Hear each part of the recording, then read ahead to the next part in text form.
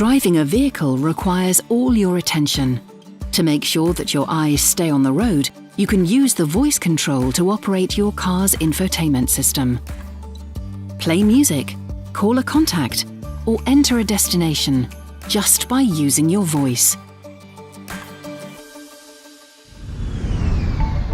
For example, let's find an address.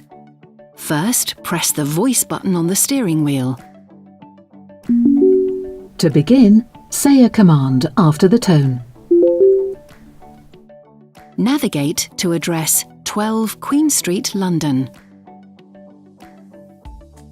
In case of multiple matches, say the corresponding number. 1.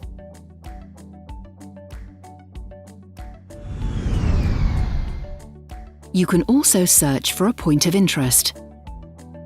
Play your favourite music from a USB-connected device, such as a flash drive or mobile phone. Or call a contact from your Bluetooth-connected mobile phone.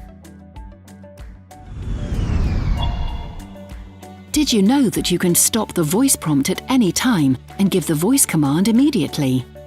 During a voice prompt, just press the voice button on the steering wheel again and give the voice command after the beep.